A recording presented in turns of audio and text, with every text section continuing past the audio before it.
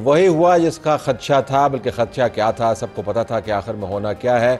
जो मुज़ाकरात बड़े धूम धड़के के साथ स्टार्ट हुए थे, अब बहुत ही खामोशी लेकिन बहुत ही जहरीलेपन को फैलाते हुए इख्तिताम पजीर हो गए हैं। हुकूमत वक्त ने अमलन अपनी कमेटी को भी कह दिया है कि पाकिस्तान तहरीक इंसाफ का पीछा करने की ज़रूरत नहीं है।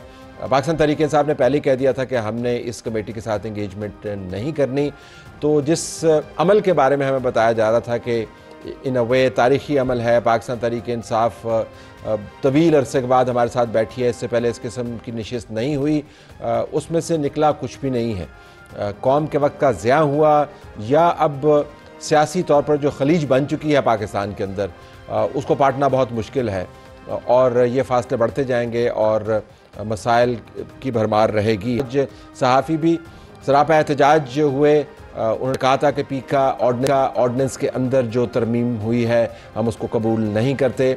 आज पाकिस्तान पीपल्स पार्टी की तरफ से भी और पाकिस्तान तहरीक इंसाफ की तरफ से भी सहाफ़ियों के हक़ में बयानात आए।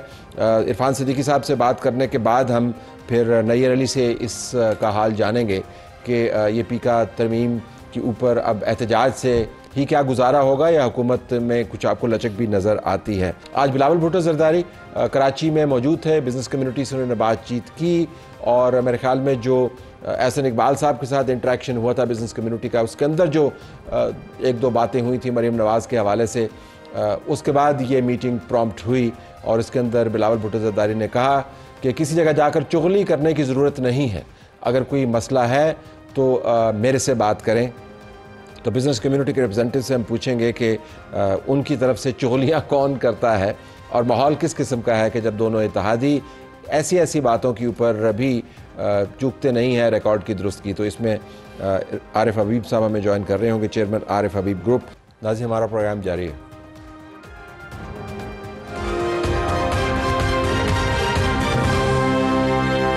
नाज़रीन, ज़रा मईशत की बात कर लेते हैं। जिसके घर में दाने उसके कमले भी सियाने। अगर मईशत ने तरक्की नहीं की तो ये तमाम सियासत धरी की धरी रह जाएगी। बिलावल भुट्टो ज़रदारी साहब ने बिज़नेस कम्युनिटी के साथ बात की, उससे पहले एहसन इकबाल साहब मौजूद रहे। पाकिस्तान के अंदर बज़ाहिर बहुत बड़ी बड़ी तब्दीलियाँ आ चुकी हैं। जो शरह सूद है स्टेट बैंक ने 1 पॉइंट और कम किया, 12% के ऊपर मौजूद है, 22 से 12 10 पॉइंट्स गिरे हैं। अगर आप इन्फ्लेशन के फिगर्स देखें तो वो भी हैरान कुन हद तक नीचे आए हैं। कहाँ पर 30 पर फिर रही थी महंगाई और अब आपके पास 4.1% पर है। लेकिन आपको वो बिज़नेस के अंदर वो उठान नज़र नहीं आ रही। तो आरिफ हबीब साहब से पूछते हैं, चेयरमैन आरिफ हबीब ग्रुप की, इसकी वजह क्या है। आरिफ साहब, तो बताइए, सब कुछ तो हो रहा है, ये आपको बहुत ज़रा उठान नज़र नहीं आ रही बिज़नेस की, या हम कोई चीज़ मिस कर रहे हैं? देखिए, मेनली अगर आप ये देखें कि कौन से बिजनेसेस ऐसे हैं कि जिनमें उठान नहीं है या जो ओवर कैपेसिटी चल रहे हैं, तो मैं ज़्यादातर जब देखता हूँ तो ये सीमेंट, स्टील, टाइल्स, केबल्स, ये जो कंस्ट्रक्शन मटेरियल्स हैं, वो इंडस्ट्री जो है बिलो कैपेसिटी रन कर रही है। और उसकी वजह ये है कि अभी चूँकि पिछली जो महंगाई हुई, तो ये जो इन्फ्लेशन, हमने कहा कि इन्फ्लेशन का रेट कम हुआ, इसका मतलब मज़ीद महंगाई की शरह कम हो गई। ये जो महंगाई हो गई थी वो तो वहाँ है, मौजूद है, और उसकी वजह से जो लोगों का परचेजिंग पावर अफेक्ट हुआ है, उसमें आई थिंक कुछ वक्त लगेगा कि वो रिस्टोर हो।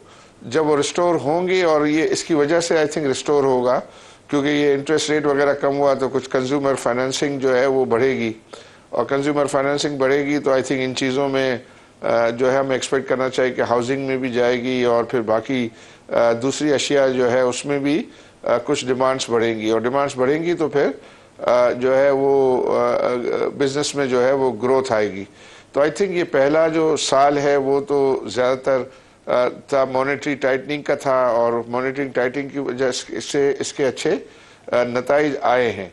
अब उस पर आई बिलीव कि ये जो 2025 है, उस पर हमें वो उन एरियाज़ में, जिन एरियाज़ की आप निशानदेही कर रहे हैं, उनमें डिविडेंड हासिल होने की एक्सपेक्टेशन करनी चाहिए।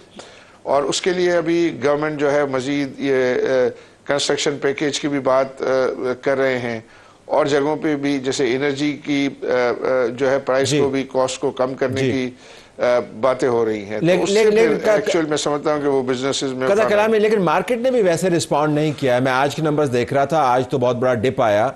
दिसंबर के आखिरी हफ्तों में हम आपकी जो कंपनी है उसकी तरफ से जो असेसमेंट्स आती हैं दूसरी असेसमेंट्स की तरह, वो बता रहे थे कि अब अगले क्वार्टर के अंदर स्टार्टिंग दिस मंथ जो अब ख़त्म होने वाला है उसके अंदर आपको मार्केट के अंदर एक बड़ी अच्छी हेल्दी एक्टिविटी नज़र आएगी। लेकिन वो तो रेंज बाउंड है, आज भी 2-3 पॉइंट्स नीचे गिरी, इंटरेस्ट कम हो रहा है, मार्केट भी रिस्पॉन्ड नहीं कर रही। What is happening?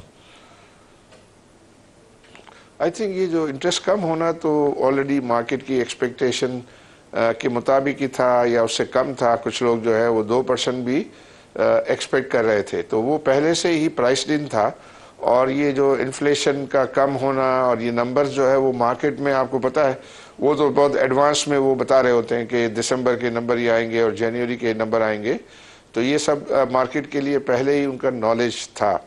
तो अब जो मार्केट ये एक्सपेक्ट कर रही है कि फर्दर जो है वो क्या आगे गोइंग फॉरवर्ड जो है क्या ऐसी पॉजिटिव डेवलपमेंट्स होती हैं, तो उसके अंदर वही एरियाज जिन एरियाज की आपने निशानदेही की है उसमें बेहतरी आएगी तो मार्केट उसको रिस्पॉन्ड करेगी। लेकिन हमें इस चीज़ को के मद्देनज़र रखना चाहिए कि मार्केट ऑलरेडी काफ़ी रैली उसमें हम देख चुके हैं।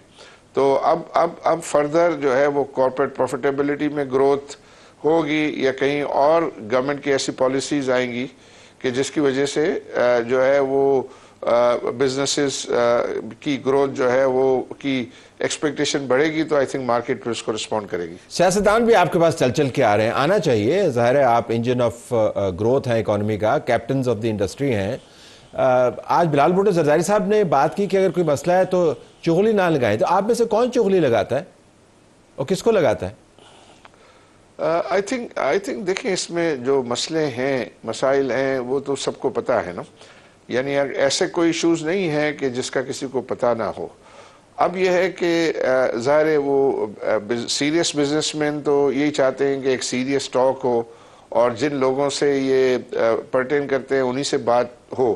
तो आज बिलावल भुट्टो साहब ने भी ये कहा कि भाई अगर आपको कोई शिकायत है तो आप मुझसे बात करें, और फिर अगर उसका अजाला ना हो तो फिर आप बेशक दूसरी जगहों पे बात करें, लेकिन पहले से ही दूसरी जगहों पे बात करना जो है वो फेयर नहीं है उनकी नज़र में। तो लोग आई थिंक आज की जो गैदरिंग थी वो बड़ी सीरियस गैदरिंग थी, बहुत सारे लोग थे, बड़े सीरियस बिजनेसमैन थे, और उनके नुमाइंदा लोगों ने जो बातें की और तमाम वो मसाइल की निशानदेही की उन्होंने, और उस पर जो है वो रिस्पॉन्ड भी किया उन्होंने 1 by 1 इश्यूज़ पे, एनर्जी की प्राइस पे किया, गैस की सप्लाई पे किया, वाटर के प्रॉब्लम्स है उस पर भी जो है उन्होंने कहा, टैक्स रेट के ऊपर भी जो है वो उन्होंने रिस्पॉन्ड किया।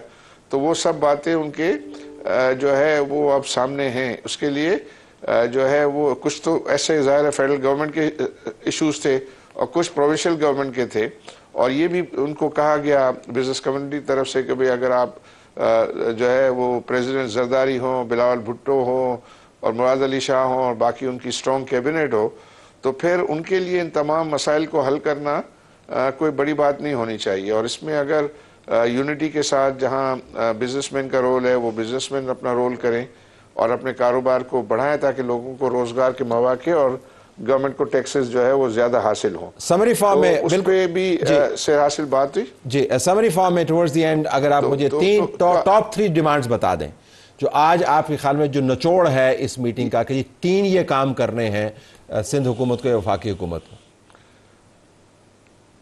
एक आई थिंक एनर्जी की कॉस्ट जो है वो का कम होना, और फिर दूसरा यहाँ जो कब्ज़ा कल्चर है वो कब्ज़ा कल्चर का ख़ात्मा होना, और जो है वो वाटर प्रॉब्लम्स का हल होना। आई थिंक ये 3 की डिमांड्स मुझे नज़र आ रही थी बिजनेस कम्युनिटी की तरफ से। अगले नशिस्त में मैं इन तीनों डिमांड्स के ऊपर आपसे तफसील से बात करूंगा, पूछूंगा कि इसका मतलब क्या है, ये कब्जा माफिया कैसे अफेक्ट करता है बिजनेस को, पानी के क्या इश्यूज हैं, energy prices are well known. But thank you very much for being with us नाज़रीन, हमारी तरफ से यही कुछ इजाज़त चाहते हैं। अल्लाह हाफिज़।